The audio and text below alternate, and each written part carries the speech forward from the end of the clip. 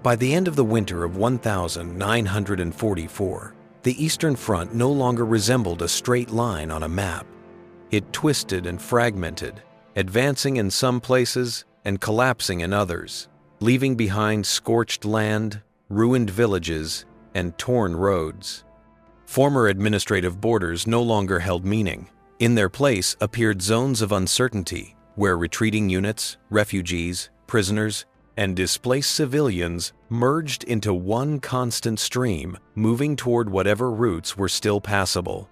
In one of these unstable zones, on a stretch of territory the Wehrmacht was still trying to hold, a temporary camp for prisoners and detainees was formed.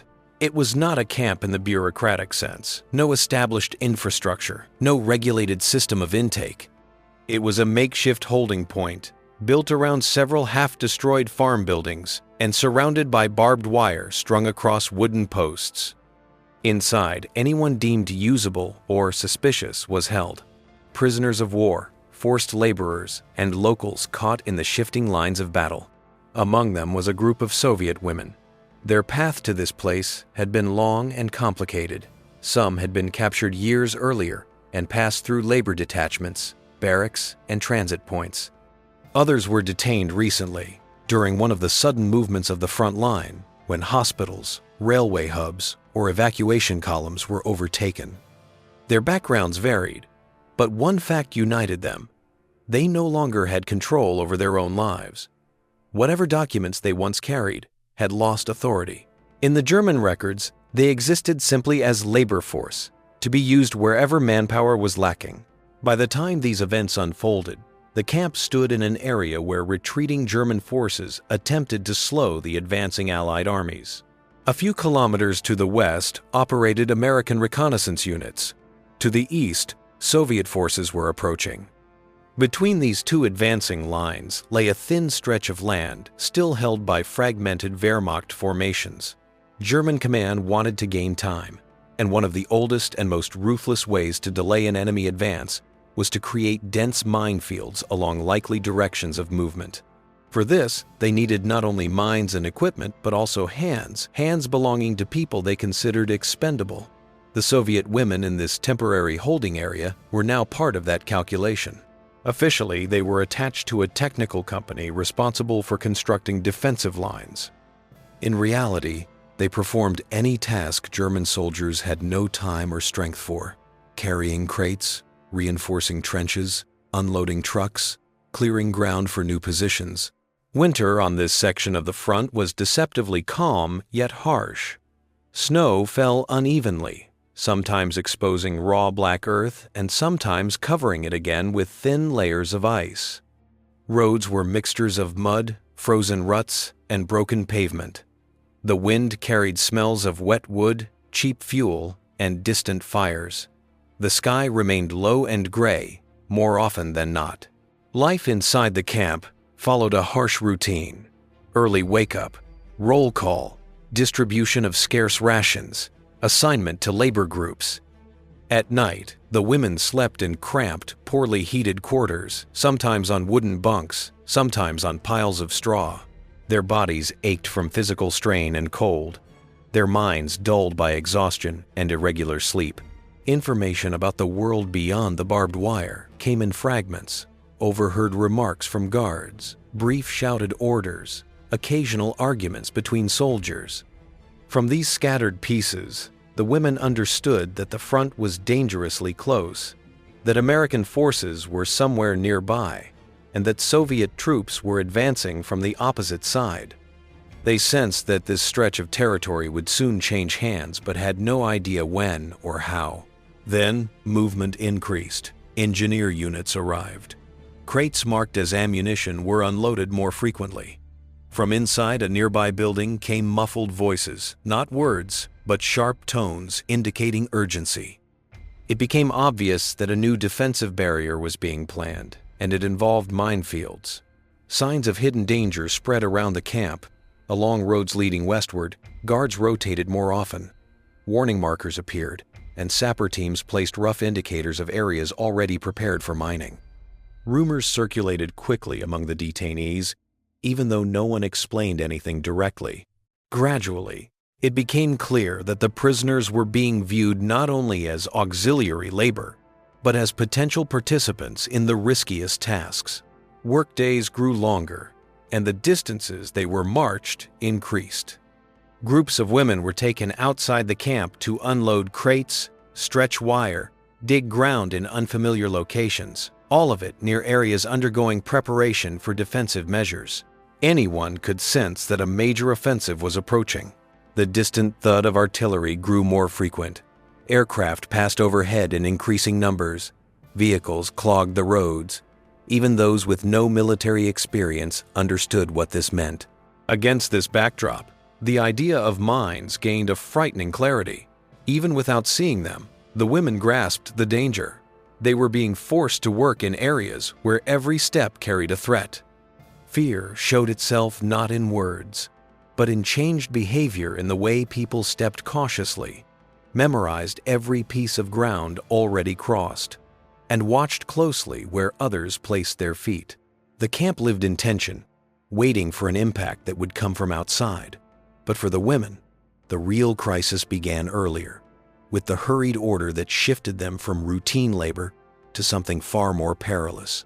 That order marked the beginning of events that would later appear in American reconnaissance reports as a brief note. Soviet women located on active minefield perimeter. But for those who lived through it, it became the day when every movement was directly tied to whether they would survive even a single additional moment. The order that reached the camp came without warning. It did not arrive in a dramatic form. There were no shouted alarms or visible preparations. It simply filtered into the labor routine, redirecting the women from their usual work toward a new location beyond the perimeter. The escort units moved with an urgency that differed from previous days. Even without explanation, the change in atmosphere was unmistakable. Groups of Soviet women were assembled quickly, counted, and marched out along a narrow, frozen road leading toward an area that had been under construction by sapper teams in the previous days. The morning air was sharp, filled with the scent of churned soil and cold metal. Snow had been trampled into uneven paths by boots, vehicles, and carts, leaving a mixture of ice and mud. As the women were led farther from the camp, signs of recent activity appeared in distinct layers. Fresh trenches zigzagged across open fields. Wooden stakes with scraps of cloth marked partial boundaries. Sections of barbed wire coils lay unrolled, waiting to be positioned. Crates that once held explosives sat empty, scattered near shallow pits where mines had already been planted. These visual clues told a story far clearer than any set of orders. The ground ahead was being prepared for a mine barrier. The women understood the implications immediately. They had been used for heavy labor, but this was different. The location, the haste, the equipment, all indicated that the area was unsafe. The soldiers accompanying them behaved with unusual rigidity, keeping the group tightly controlled. Their posture alone signaled that no one was meant to stray from the path. The approach to the minefield was gradual, but the psychological shift was sudden. Even without formal instruction, the women instinctively adjusted their steps. Boots touched the earth with cautious precision. The usual sounds of movement, shuffling, stamping, shifting weight quieted. Every woman watched the ground closely, memorizing where the person in front of her placed a foot, following as if connected by an invisible thread. The terrain ahead had been partly cleared of snow, revealing dark soil disturbed by recent digging. Areas of untouched snow remained in irregular patches. Wooden markers stood in uneven rows, some leaning, others half buried, all serving as reminders of an unseen pattern beneath the surface. The landscape held a muted, threatening stillness. The women were directed toward a section where narrow lanes had been cleared.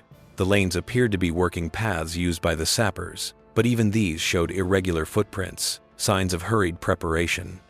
To either side of the designated lanes, the soil had been lifted and tamped down indistinct but recognizable indications of freshly laid mines. Nothing in the environment offered a sense of safety. The cold air seemed sharper here, amplifying every scrape of boots. The snow around the edges muffled sound, creating an eerie silence that heightened awareness. The women moved forward one by one, forming thin lines that crept slowly through the marked zone. Although no one had spoken the truth aloud, the women understood why they had been brought here. They were being used as a test, as a way to detect safe paths or reveal unsafe ones. The realization was not sudden, but built steadily with each hesitant step. The fear that accompanied it was quiet, internal, and overwhelming. Every movement carried the potential for disaster. The escorts kept their distance once the women entered the zone. They followed behind, observing carefully, but avoided stepping where the women walked. Their caution stripped away any remaining doubt. The women were not supporting a construction effort. They were navigating a field that soldiers themselves would not risk. The group advanced slowly. Breath formed pale clouds in the air, drifting upward and disappearing. Hands clenched into fists inside thin gloves, or pressed against coats in an attempt to steady nerves. The snow-covered ground seemed to shift subtly beneath them, even when it did not move. Every footstep felt too loud, too heavy, too final. Some women stared only at the heels ahead of them. Others scanned the ground obsessively, searching for inconsistencies. A disturbed patch of soil, a small mound, a change in texture.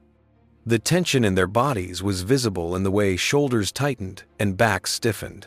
The cold, which had dominated their lives for weeks, now receded behind a sharper danger. Progress was slow, and time stretched as if suspended. The line of women moved with precision born not from training, but from necessity. Step, pause, inhale, exhale. No one dared to accelerate or lag behind. The slightest misstep could shift the earth in an unpredictable way. Halfway through the zone, signs of previous accidents became visible. A shallow crater marked where a mine had detonated days earlier. Fragments of metal lay partially buried in the frost. A burned patch of ground showed where equipment had been destroyed. These reminders served as warnings, reinforcing the fragility of the path they now followed. The escorts urged them forward with gestures rather than words. The silence thickened, broken only by the wind pushing snow across the open field. The landscape was stark, an expanse of frozen terrain holding hidden dangers beneath its surface. It felt as though the field itself was holding its breath. For the women, fear became a physical weight. Muscles trembled not from cold, but from the strain of constant control. Thoughts narrowed to a single goal: keep moving, step by exact step, without deviation. The field seemed endless. Though it was only a few hundred meters across, the crossing might have continued in the same slow, torturous manner if not for what happened next: the distant crack of gunfire far behind the tree line, followed by faint shouts. The sound rippled through the field like a sudden gust of wind, breaking the stillness. It signaled something significant: the presence of American reconnaissance units approaching the area. The reaction among the German escorts was immediate, though controlled. They turned sharply, scanning the horizon, suddenly more focused on what was behind them than what lay beneath the women's feet. And in that brief shift of attention, the fragile balance on the minefield began to change, setting the stage for what American scouts would later describe as one of the most unexpected encounters of their advance. The shift in the air was immediate. The distant cracks of gunfire, faint and scattered, carried a tone different from the controlled firing of German patrols. It was sharper, further west, and accompanied by short bursts that suggested movement rather than fixed defense. The German escorts froze for a moment, instinctively narrowing their focus on the tree line beyond the minefield. Their posture changed, shoulders tensed, hands tightened on weapons, and attention drifted away from the slow-moving line of women. For the Soviet women still inching their way through the mine-laced soil, the change brought no relief. The danger beneath their feet remained constant, indifferent to whatever was approaching. But the sudden distraction of the escorts introduced a new layer of uncertainty. They continued forward, maintaining the fragile order that kept them alive. though their breaths grew faster in the cold air. The German soldiers whispered briefly among themselves, their heads turning repeatedly toward the horizon. A few retreated several steps, clearly torn between holding their positions and withdrawing toward safer ground. Their unease was unmistakable. They knew that if American scouts were truly this close, the perimeter could collapse at any moment. Meanwhile, at the western edge of the field, something stirred. At first, it was only movement, a dark flicker between snow-covered branches, barely visible. Then the shapes became more defined. Low-controlled silhouettes moved with practiced caution, spreading out in a pattern designed to minimize exposure. These were American reconnaissance soldiers performing a forward sweep, investigating signs of recent enemy activity. They advanced methodically, checking the terrain with discipline shaped by long months on the European front.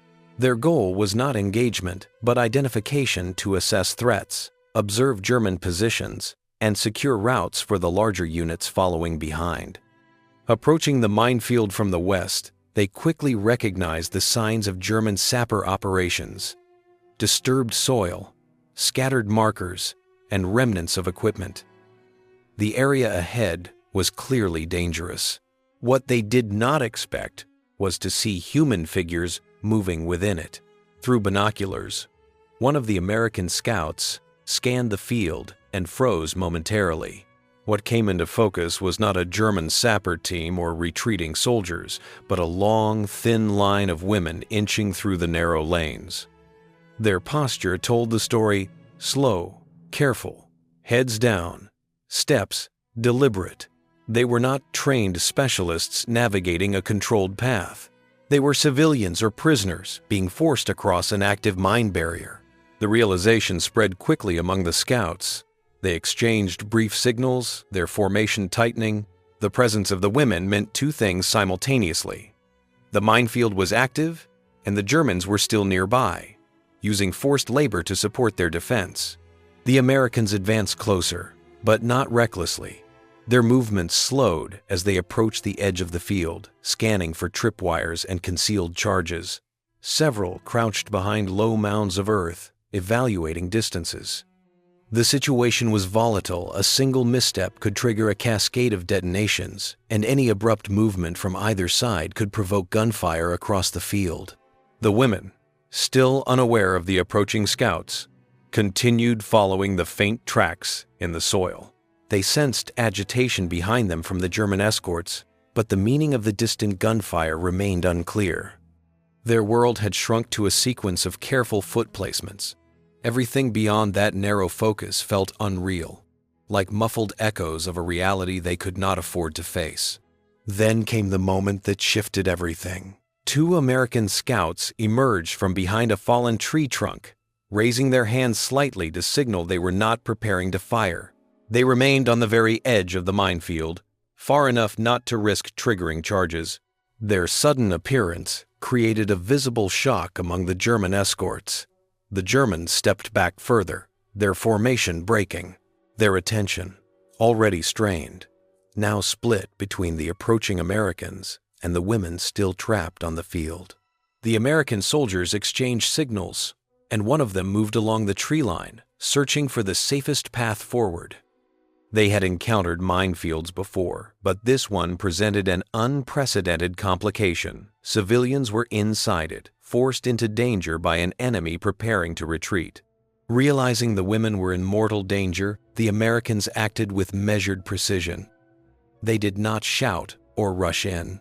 They studied the path already taken, traced the women's footprints, and mapped the safest approach routes.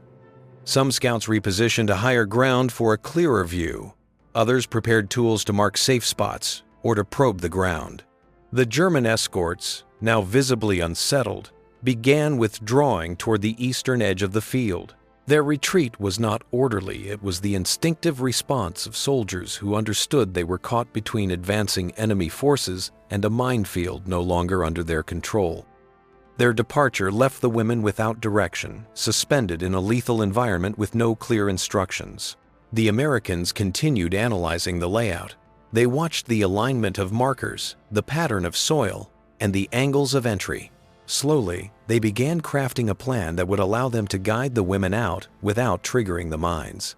As tension across the field mounted, the Soviet women sensed a change in the air. The German presence weakened. Movement shifted to the opposite side of the horizon, and new shapes appeared along the tree line. The danger under their feet was unchanged, but for the first time, there was another force watching them, preparing to intervene.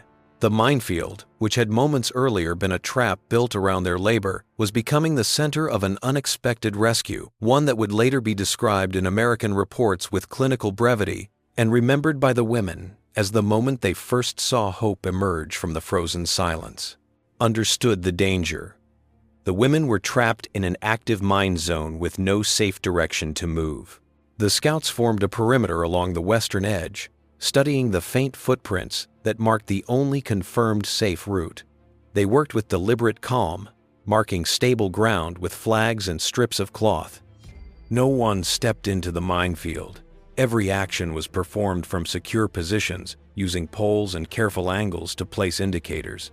The women stood nearly motionless, held in place not by force, but by fear of the ground beneath them. Their bodies were rigid from cold and tension. The Germans had vanished, but the mines remained, sealing them in place as effectively as any guard. The extraction began with the woman closest to the edge. She moved slowly, placing her feet exactly where the markers indicated. The scouts waited, allowing time for each step to settle before guiding her to safety.